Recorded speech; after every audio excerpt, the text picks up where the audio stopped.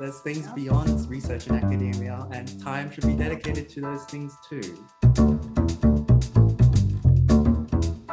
Welcome to the Reproducibility podcast, a podcast hoping to help early career researchers engage in the open science movement.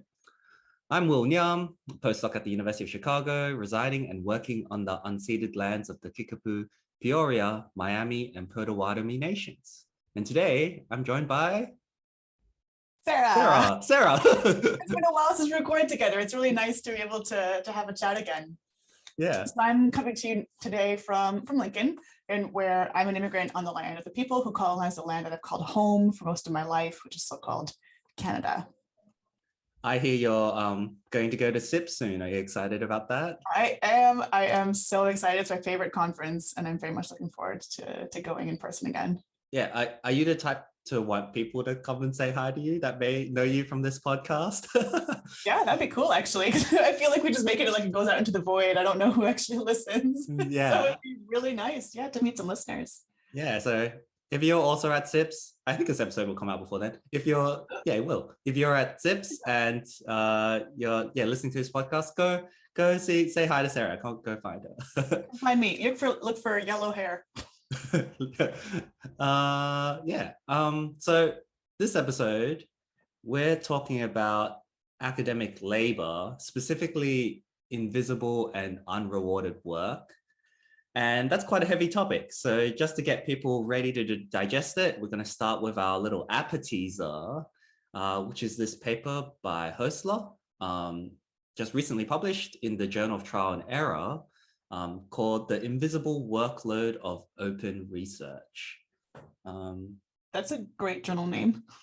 Yeah, so the Journal I've come across it before. Yeah, the Journal of Trial and Error is great. It's run by the Center for Trial and Error. The journal is, I think, Diamond Open Access. And yeah, it's I forgot who started it, but the idea is like you should publish your mistakes or like what didn't work and like your process. So that was the original like sort of bent of the journal. And now it's kind of expanded a little into like meta research and things like that. Yeah, so highly recommend checking them out and supporting them. Cool. Yeah. So tell us more about this particular paper. Yeah. So this paper takes sort of a unique view, I guess, in the sense that like it's not one that I've heard people take a lot, and it's the view that open research will actually increase the workload on researchers if we don't address some of the capitalistic structures in academia. So I think that's a good capitalist critique in an academic paper. Yeah. They sort of apply a theory of academic capitalism and look at what open research reforms, what impacts that will have on the current structures and on the individuals, sort of treating universities as these purely capitalistic entities. And in taking that stance, you can see how individuals who work within the university sort of bear the brunt of some of these changes and these reforms. So I thought that was a great great perspective to take and to write about. So yeah, I want to highlight some of the like quotes from the paper that sort of spoke to me. So one of the things that is pointed out is that the way universities operate usually neglect the fact that the majority of researchers, I'm quoting directly from the paper, are employed not solely as researchers, but rather as academics, a role that involves a large number of other activities that compete for time and resources, including teaching, administration, income generation, knowledge exchange, and supervision. I would also add to their, mentorship, emotional labor, advocacy for reform. So that like captures the sentiment that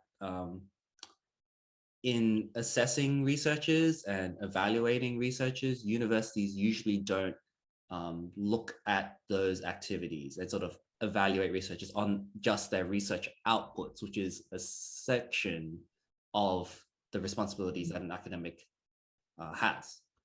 And so, but it yeah. is important. It is one of the main things. If you do not publish and you do not bring in money, although that one depends a little bit more on institutions. For some places, like I know for my institution, you don't absolutely have to bring in money to keep your job. That's not a necessity, but publishing still is. Like you're still expected to produce work, right? To be an active researcher. Yeah. Yeah, so in taking that framework, it's like the author makes the point that even if we change the university's priorities to include open research, but we leave alone these sort of underlying capitalistic frameworks, then the issue of working conditions and labor remain. So it could end up being, rather than publish or perish, it's just simply publish open research or perish. Yeah. So it basically just increases the labor in the end, is sort of the bottom line, right? If we keep this same structure. Right, exactly. What we get is just more work for the same amount of compensation. Yeah, absolutely. Yes. Less, given inflation and that wages don't keep up. So that's I say capitalism, right? It's the squeezing of as much profit as possible out of people. Yeah. And if we don't challenge that, open science falls into that as well. Yeah. So I really appreciated that call that people advocating for open research reform should also be advocating for reform to labor structures in academia, which I think is not as on the forefront of most people in the open science movement. Maybe I'm wrong there, but like most people are motivated to try and improve science, right? And try to improve the quality and the rigor of the work, not necessarily thinking about the structures within which science is being done, with some exceptions, of course. Like I think, for example, the open science framework is trying to make things easier to make it easier to upload data and to register, so it doesn't take up so much time. So, for example, but on the grand scale, we should be thinking about this more. Yeah, absolutely, because it's all related, right? We don't obviously operate in a vacuum. We operate in these systems that already exist. And if we don't question those things, they're still gonna trickle through or show themselves in different ways. Right, absolutely. Another thing I liked about this paper is it gave me a bit of like language or vocabulary to use to describe these things. So workload models was sort of something I picked up from this paper. So I understood, I've always known that it's like, oh, we're going to pay you for like doing this or doing that, not sort of in terms of the hours that you put into this, but in terms of completion of the thing that you are meant to do. So for example, oh, you're teaching a course this semester, we pay you this rate for that. But work contracts in this way underpay or are a way to like squeeze out the worker. So it's written here, workload models are also a useful tool for a capitalistic university seeking to understand and maximize the efficiency of the deployment of its human resources, and goes on to say, a mechanism for universities to demand unrealistic levels of work from academics by underestimating the time taken for different activities, such that a significant proportion of the actual work that academics do is unaccounted for. And that just, I knew that, but seeing that written in words just was like, yes, like that, it's absolutely a way to squeeze everything out of the employee, the academic employee. Because they work on percentages. Yeah. Right. And I think as far as I know, every institution has a different model. Even different departments, I think, have different workloading models, the way that they implement them. But it is generally on percentages. And it is different also based on what kind of position you have. I know that myself as an ECR, at least I have more research time carved out in my workload model, which is really nice, right? It gives you time to set yourself up, to apply for grants, to get yourself established at this new institution and get your lab going. if you want to have a lab, because that's also not necessary. Yeah. So like, yeah, that's really helpful to be explicitly clear. It's like a workload model contract may look like, 40% teaching, 40% research, and 20% administration, something like this. It's like reported as percentages, but by doing that, it's not saying, oh, but how many hours am I meant to work overall, and what are the outputs of these three things meant to produce, and how am I evaluating all these things? And really it just becomes, oh, I always need to, like, you're meant to take this many hours, but realistically you have to do way more than that to achieve the outcome, to progress, to be promoted, to not be fired. Like, it's ridiculous. And I'm tracking, we'll talk about this more later, but I'm sort of tracking my time, and the way that I've approached it so far on this, first starter year, reduced teaching load, more research, overall reduced load, is that I'm viewing it as like, okay, so I'm on a contract for, I think it's 37.5 or 38 hours a week. I should know this. And if I'm given 45% research time, then it's okay. What's 45% of that many hours a week? Although it might not map out completely weekly, because if you're in the middle of, exam and marking season, then you're not going to have that much time to do your research. It's going to go during the summer. And like there are, it's not actually on a week-to-week basis. It's more on a yearly cycle. But that's sort of how I'm approaching it. Like, okay, that's the amount of hours that I've been given to do this. So here's how much time I'm going to try to allocate to these things to try to actually fit it in. Now, it says it's been working so far, but we'll see as things increase. But I think that's one of the maybe useful things with the workload model, is that it allows you to say, well, here's the amount of time you've given me. That's it. That's what I've done. If you want me to do more, then give me more allocation to do that. Right. And yeah, so all of that prevents the harm, which I also from this paper got like vocabulary for. They called it workload creep. So yes, it makes you feel icky, right? But it's exactly what you were trying to prevent, which is them giving you more work in terms of hours and without, actually making space for it. So like, oh, we expect you to work to mark for at a standard of, it then takes like 30 minutes per script. So overall should be however long. But in reality, it doesn't take 30 minutes to mark all the papers because of maybe it takes long to mark this stuff, maybe because of administration, dealing with whatever interface you have to use to mark the thing, and, reporting to students, trying to contest the mark, things like that. It obviously doesn't, all these things add up and it won't take X minutes per script. So then. The way I understand it is it's a sort of an average, but I don't know, right? Because I'm sure when you start, it takes longer to mark the first few. And then as you go through it, it might get faster. But yeah, like you say, things could come up. I'm not sure that students can contest work here. The UK has so many steps to confirm marks. I find it a little bit extra given what I'm used to in North America. But there are like, you mark, and then there's sometimes second marking, and then there's an internal, I think, examiner that checks it, and then there's an external board that reviews it. And the marks are checked like 4 times before they're released. And then, but that also means that students can't contest them. Right. Unless there's been an actual mistake in like transferring the mark from a paper to like in a different spreadsheet or something, then sure.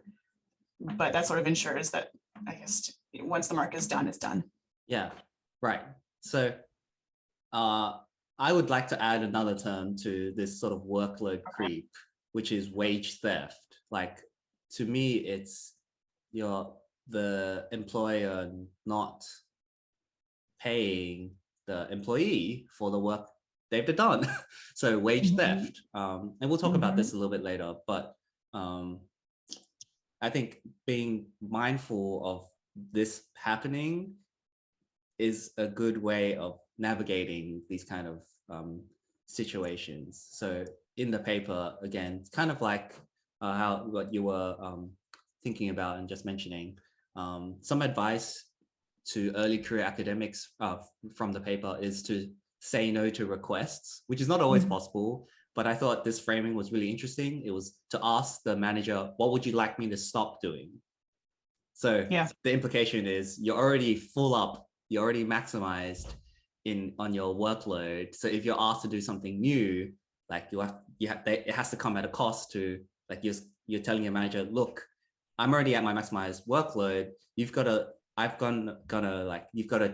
say what I shouldn't do so I could replace it with the thing that you want me to do. And I think that's something I've never tried or I've never done. But that seems like a really good way to approach that issue, especially. That's assuming that workloads get to 100%, which as far as I know, most institutions don't get you to 100% for those things that come up. I'm doing air quotes now. And that's how they absorb it in. It's like, oh yes, well, this is, you've got, I think they try to fill up to like about 90% type thing. And then it's the next other 10% is for stuff that comes up so that you have the capacity. So you can never actually go to a manager and say I'm at 100% because that's not a thing. Right. But I would take it from a less, so I guess my perspective is coming from a less contractual sense. I'm saying, hey, like, it's a signal to your manager, hey, I'm operating, even if maybe contractually I'm not at 100%, I'm at 90% or whatever, but like I am operating at 100% right now. Like you have to understand that you're adding workload to me when I'm operating at 100%. So therefore you need to tell me what, like, I should stop doing because I can't work anymore. Yes. Yeah. And there's, you can have base from very different institutions, and some managers are really great. It would be like, yeah, okay, that makes sense.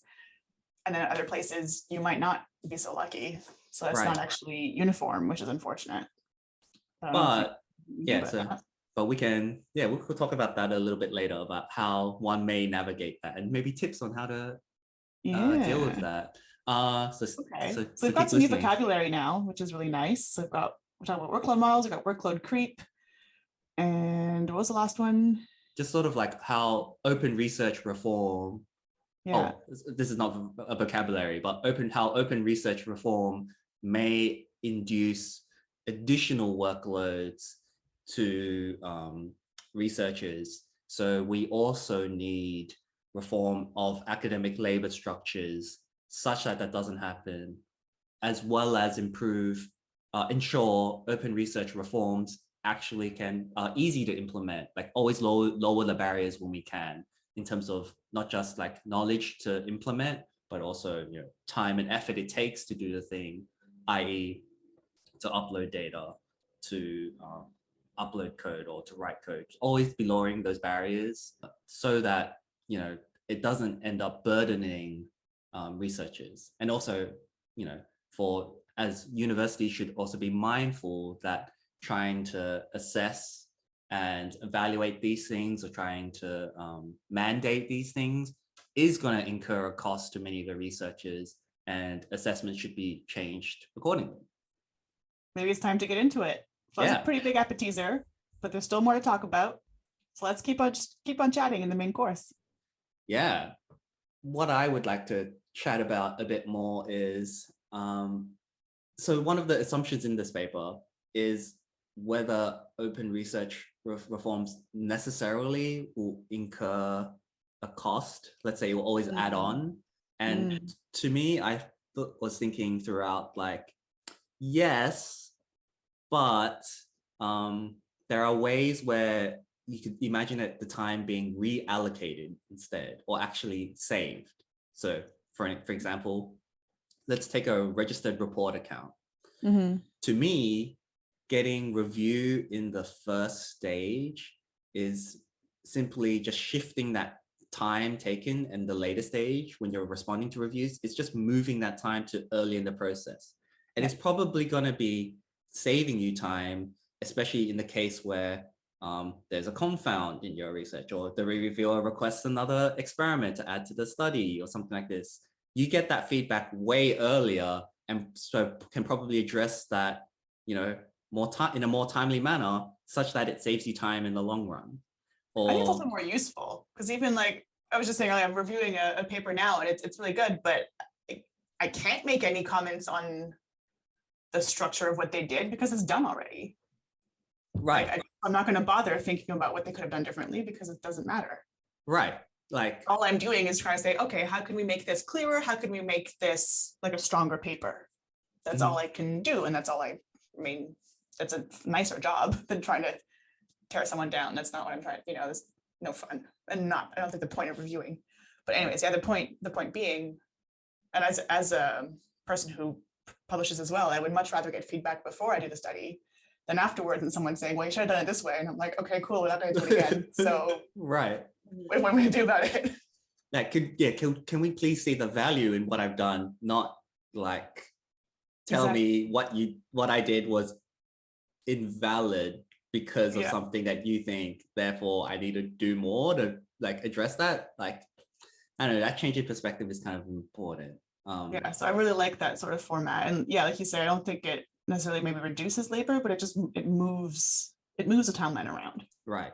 Yes. And also I think, so like, for example, in terms of things like having your data or your code openly available and things like that, or having the goal of that, it forces you to organize your data and code in a way that is, accessible, readable, transparent, and so on and so forth. Like the fair principles.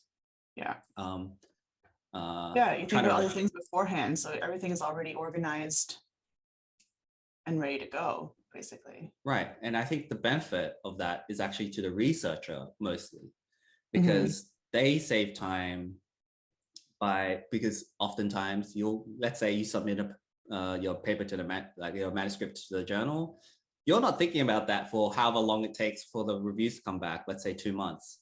And then you've got to pick it back up again and be like, oh, wait, what does this data do? Like, what have I done?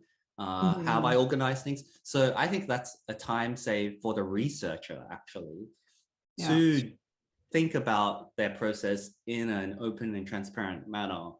There are benefits and gains to the researcher, I think, for taking on these open research practices. But do I also think there is an additional time cost? Yes, probably. But it's in relative terms, right? Like, you can do shoddy research and just like pump out like crappy papers if you want. And obviously doing open, transparent, rigorous research is going to take longer than that. And it should. Like, rigor is, like, in my view, double checking, like taking the time to like sit on things and reanalyzing and like, ensuring reproducibility. Like, of course, that's going to take additional time. But that's what we want.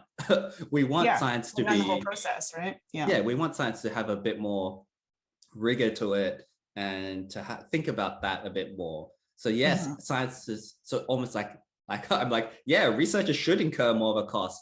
We should be almost like it's the problem. The problem is making it too easy and like having it like shitty papers just get into journals, right? And so if we switch that and then also switch the academic labels to be like, okay, let's not evaluate researchers on quantity of papers or, prestige of the journal that it happens to end up in, because I'm trying to stop myself from swearing. That's a, fuck it. That's a fucking rot. Like, that's stupid. Like, that doesn't work as we think it does. Just like removing those, sort of pressures and those structures and expectations in research assessment and evaluation would do a lot of good for how the process could unfurl, rather than having this weird time pressure always on top of, and this workload pressure on top of the researcher.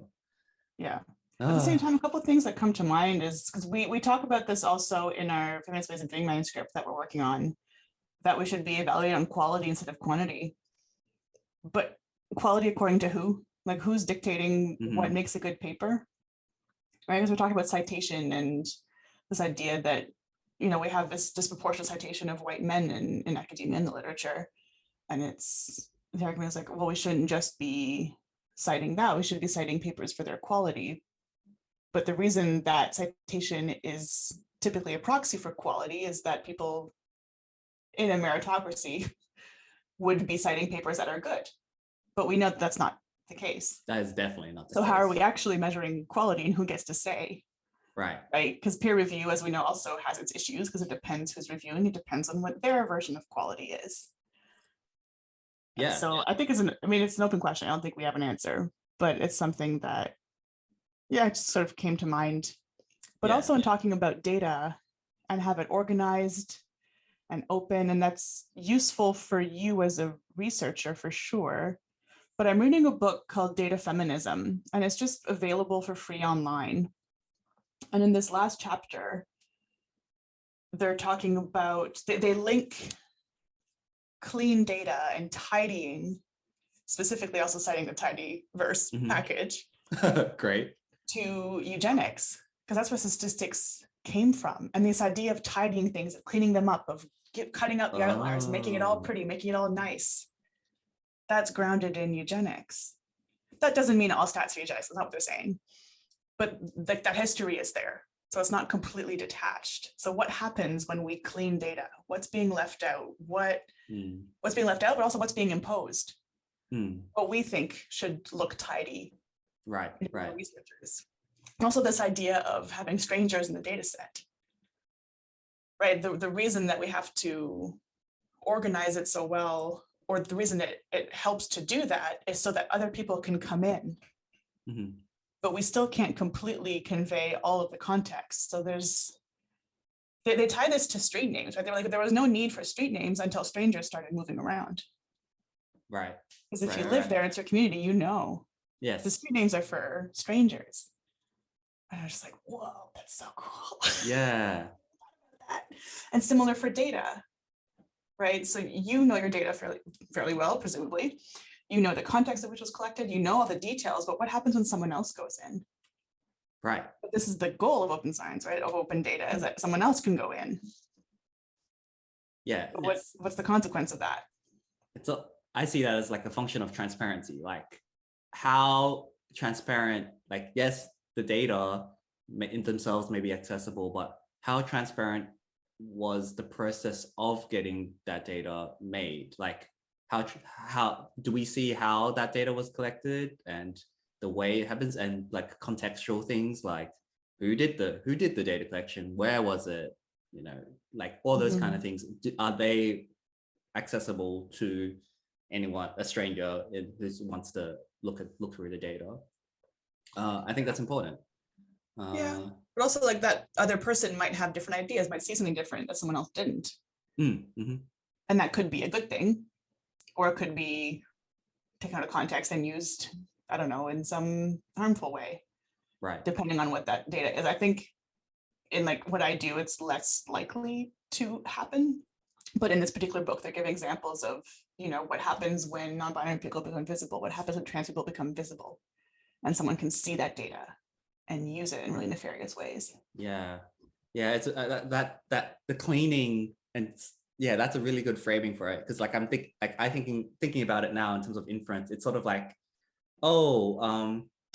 we control for this covariate that makes our data messy, and look, we have a clean relationship. But and then the inference is like, therefore this is the relationship, when it's like, no, you've literally just like, you've controlled for the variable that you're making inference about.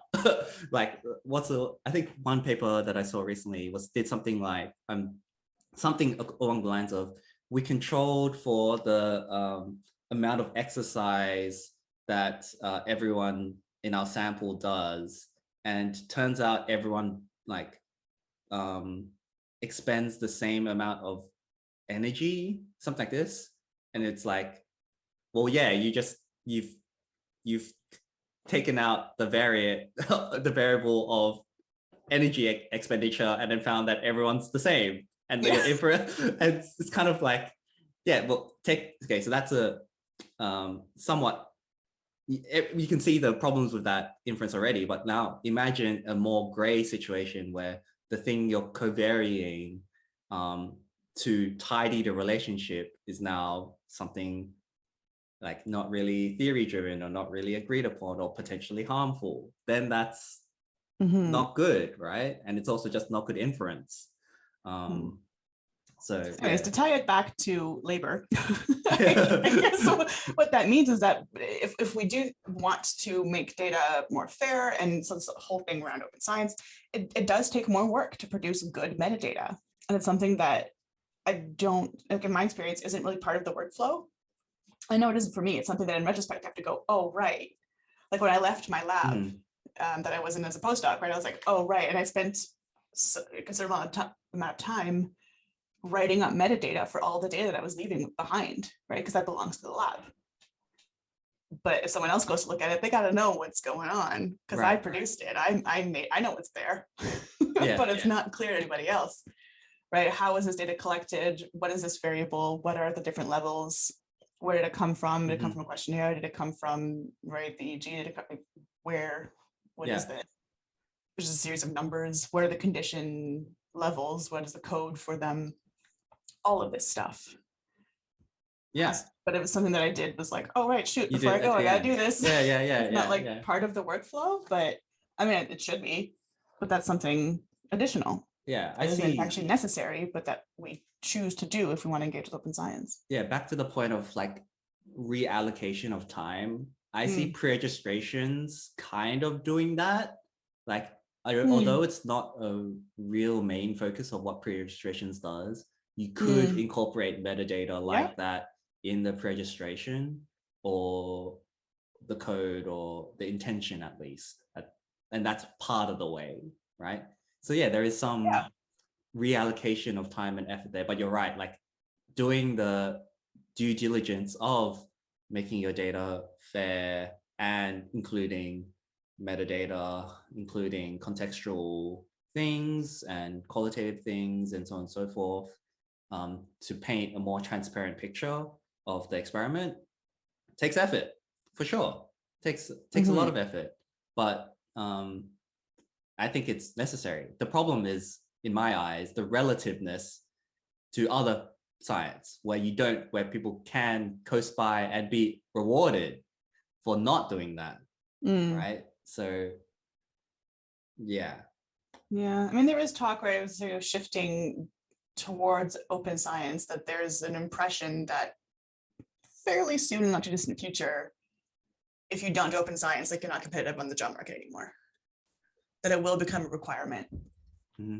But it's the adaptation of going from how we do things now to how we'll do things in like a decade will include thinking about what that means for labor and what it's going to look like, where it goes, how it's going to be rewarded, how it's going to be structured.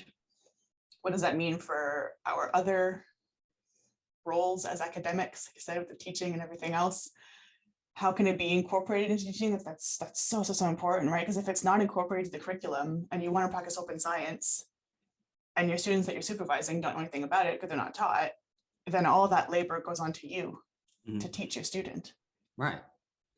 Yeah. I mean, they can, maybe point them in the right direction, but depends also on the level and how keen they are, because not every student is the same. And so but all of that isn't really built in. It's just sort of like, oh yeah, your job as a supervisor. But it's an additional layer. Yeah, thinking about how let's say a department wants to prioritize open research and transparent and rigorous research. Like you would need to sort of train your graduate students in potentially reproducible coding practices. Like how many academics, how many researchers get computer science training? Like barely. Scratch the surface. If we think about statistics research, statistics in research, how many people know the math? How many people like really understand, have mastery over the statistical tools that they're using? Like a lot of that needs to be accounted for. And but also from the perspective of someone who's now teaching on a stats on a master's course, the time is so limited. It is so difficult to teach everything that we need to in the amount of time that we have. And I'm not sure that it's actually possible, right? To teach all of the theory of why we're doing this particular test and teaching the test and teaching people to code. Because ours is an R-based course. which I think is good, but it just means that there's so much to cover in the span of like. Right. But that's my point. Like, okay, we need, so more time needs to be dedicated to this stuff.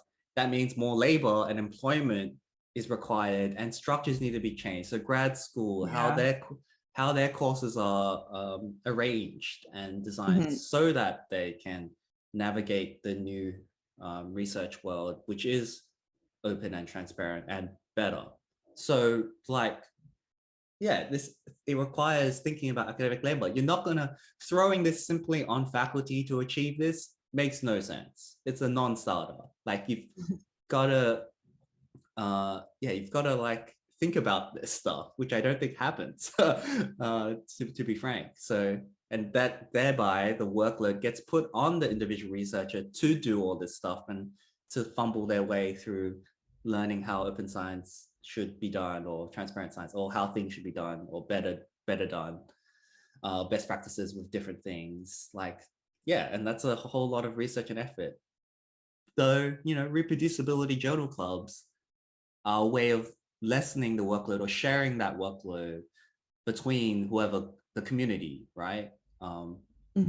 Like these, you know, hidden curriculum items and you know, these processes that are a little bit opaque or unclear are issues for everyone. And so sharing that in a journal club community setting or open science grassroots community setting will probably help share the workload in some way. So seamless plug there. Good job. Yeah, thank you. But I am frustrated and angry at all of this. It's just, how did it come to this point? It feels like it's time to rant then. Yeah. Rant? I'm ready. Okay, let's take a break from solid foods then, and we'll cool off with some iced tea. Oh, yeah, I really need to cool off. Get all that first. It's just, so speaking about reproducibility journal clubs, I've been organizing this journal club at the university for a few years, and I sort of know, oh, that's too strong. I sort of know that I've made a positive impact on a lot of grad students by revealing the hidden curriculum items, by mentoring them in these open research practices and getting them to think about it, getting them to think about philosophy of science and theory development and what blah, blah, blah, blah. It's all volunteer, it's all grassroots. Like, in the end, do I really, like, am I recognized or valued for it? I don't know. I've put a lot of time and effort into it and to try and shape and change the department. And I guess I'm not getting the recognition from the right places. Like, I think the people who attend are like, this is great, thank you, awesome. Yeah. But people higher up in the department or wherever in like employment, let's say, for people who's like, let's say I'm on the job market, they'll see that and be like, okay, but they don't understand like what impact that's had. So it's like, okay, well, I know I'm doing something positive and great, but yeah, I'm not getting just desserts. Like, it's just not happening. And you know,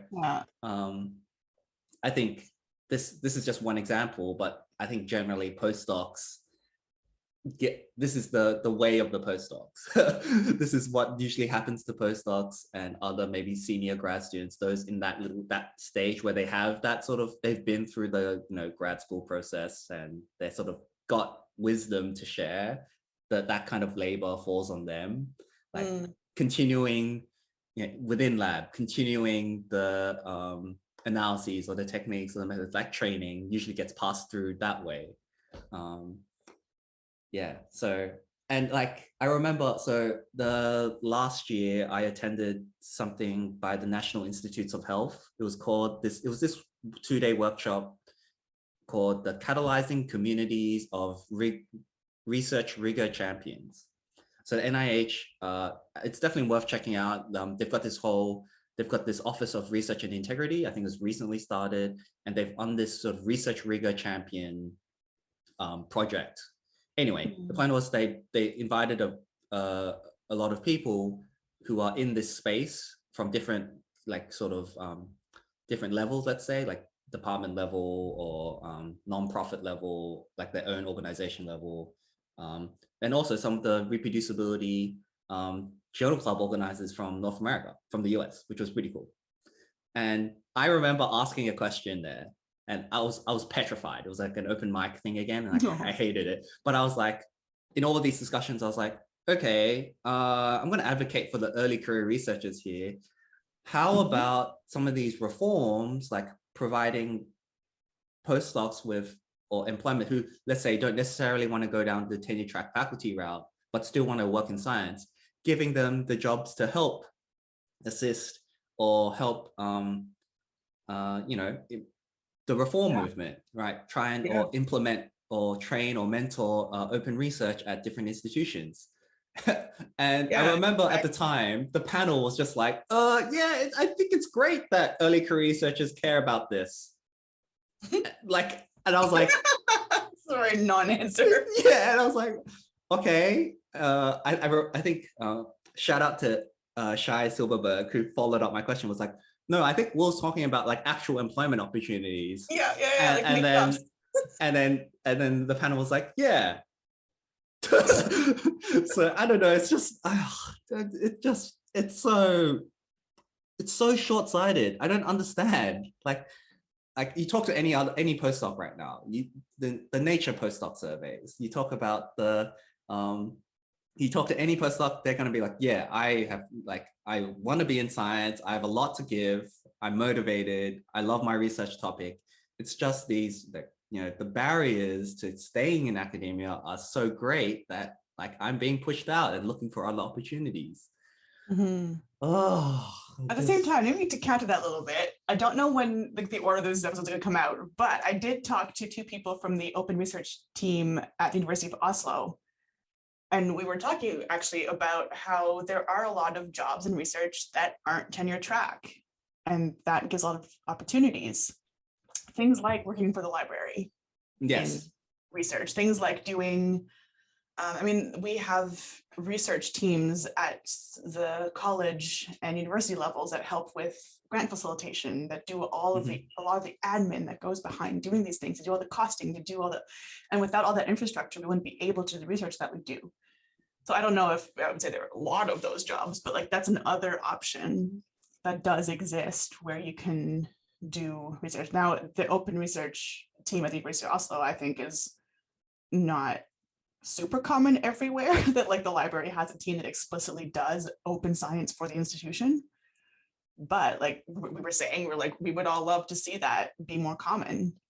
Like, wouldn't it be awesome if every library had a team, and then you get to employ all these researchers and actually increase the capacity and facilitate these kinds of things and employ people in really gainful employment that serves everybody.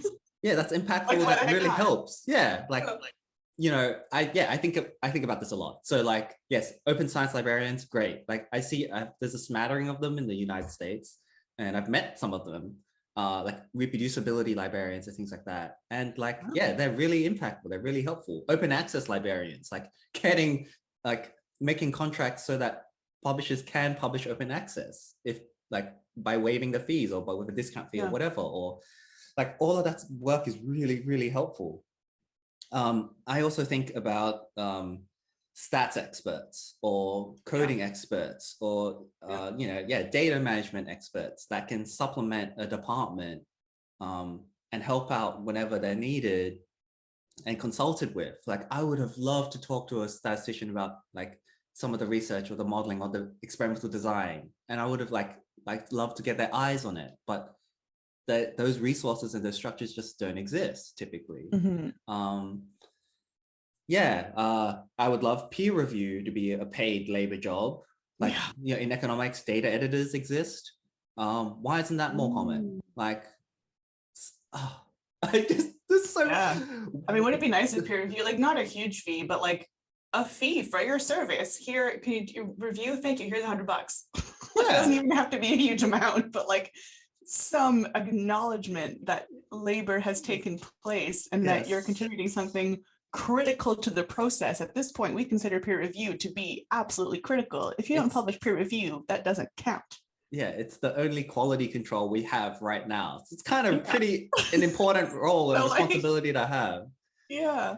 And I wonder, like, that also works into how open science has more labor. Like, if in the review process, you're also looking at the code and looking at the procedure and looking at the stimuli and going through everything, that takes a lot more time than reading and making some comments. Yeah, and I do. Like, that would be, I think, an ideal way to improve peer review. And I think we've talked about it before, where this whole open code thing, it's not part of all of our workflows. I'm not going to go look at a paper and go, oh, I wonder what their code is, and run all their code again. But that could be something that the reviewer can do. Right. But that takes time. Yeah, I do that, which is a great segue into our next segment, actually. I do think about how long it takes for me to do my peer review. Like, I have a blog post on my peer review process, and in that blog post, I could say how much time it took. So yeah, I mean, Sarah, do you want to introduce this next segment?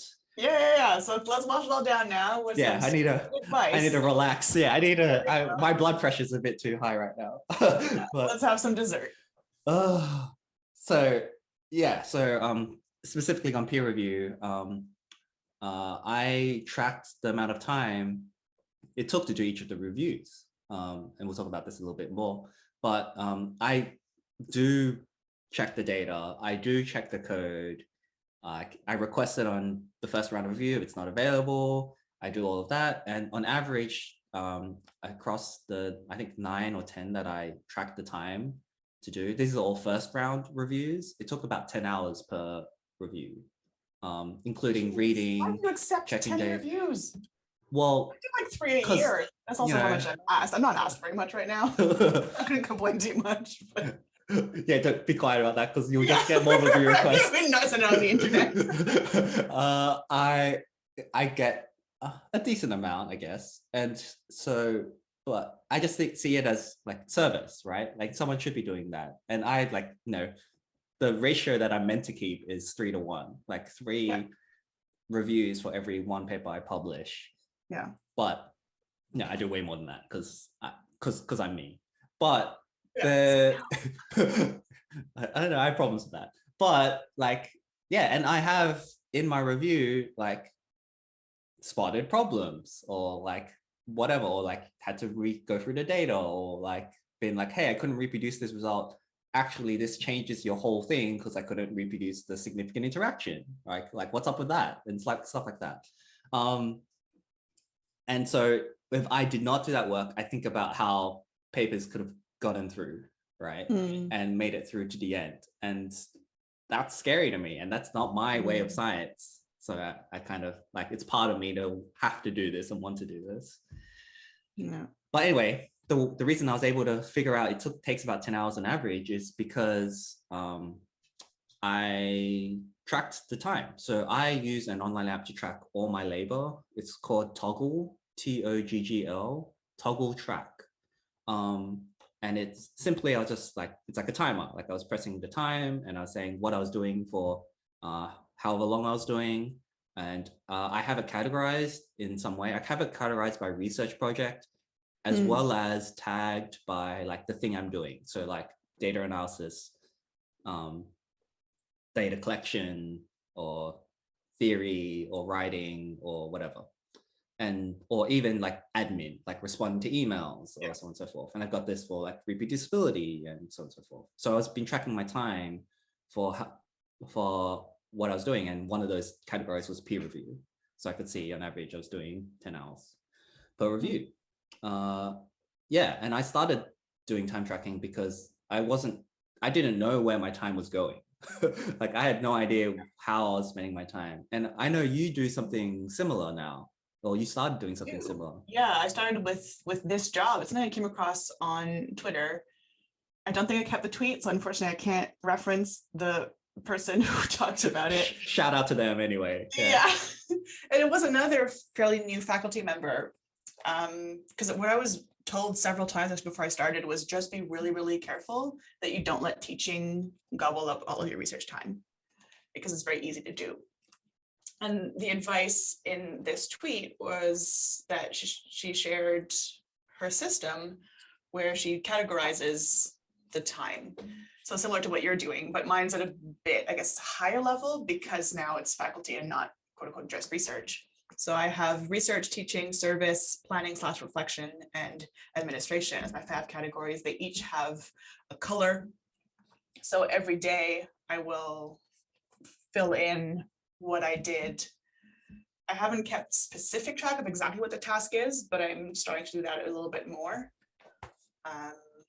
Yeah, and then at the end of the week, I put that in my monthly layout. So at the end of the month, I can sort of at a glance see if I'm generally in line. What I also have in the monthly layout, I'll share a photo in the show notes so you can see what my calendar looks like.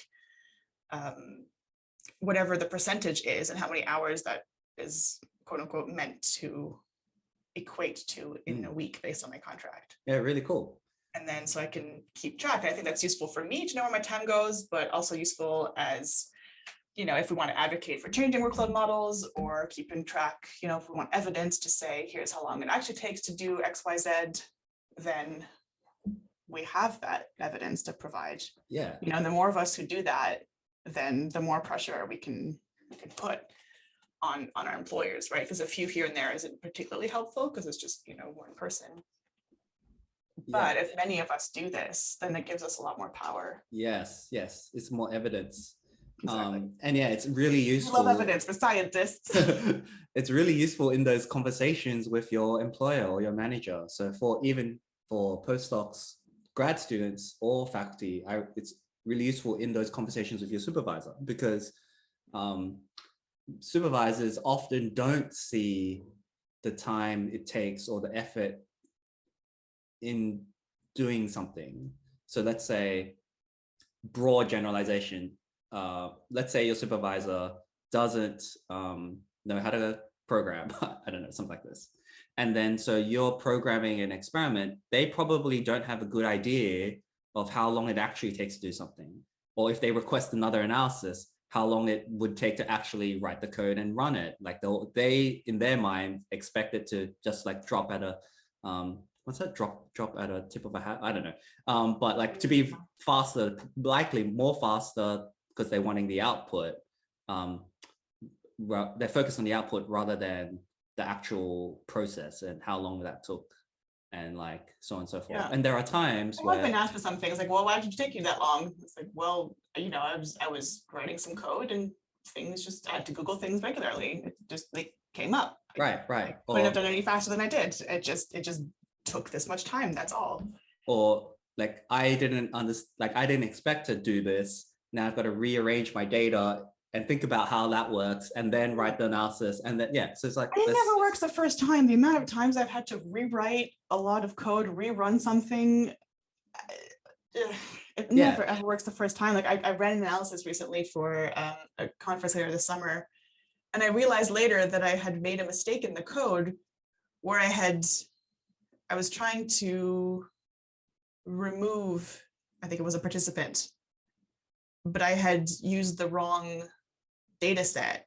So essentially I was comparing one data set to itself, but with one different participant lacking in each instead of the 2 different data sets with one participant out in each.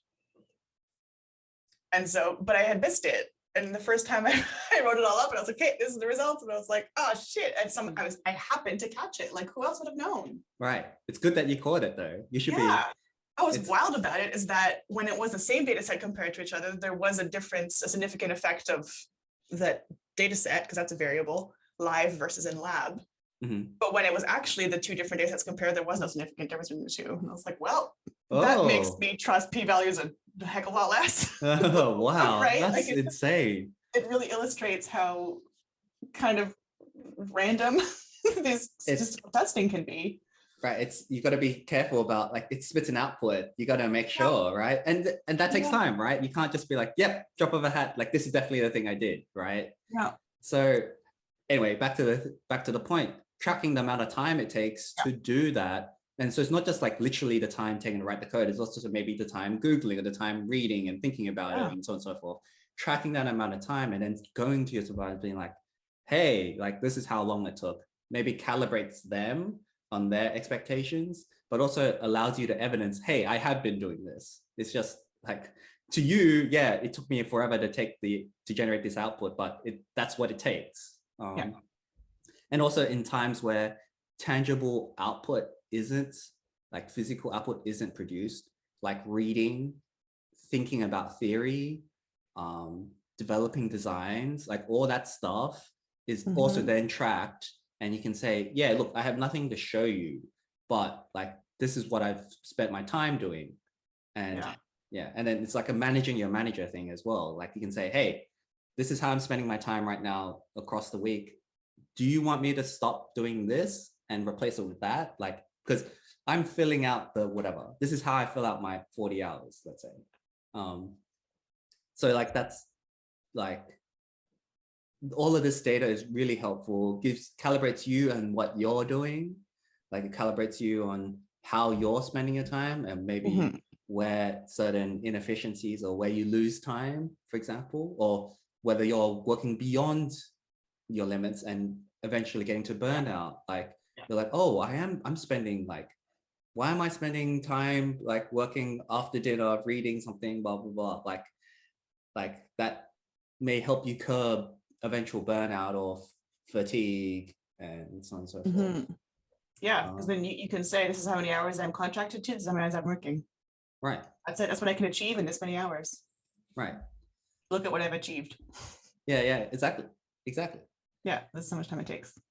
Yeah, any other side benefits of time tracking that you've noticed? No, that's the main one. It helps keep me on track mostly. One thing I was worried about was that I was like, oh, but then I'm spending time doing all this time tracking. It's taking time away from actually doing things. But like, it takes 5 minutes.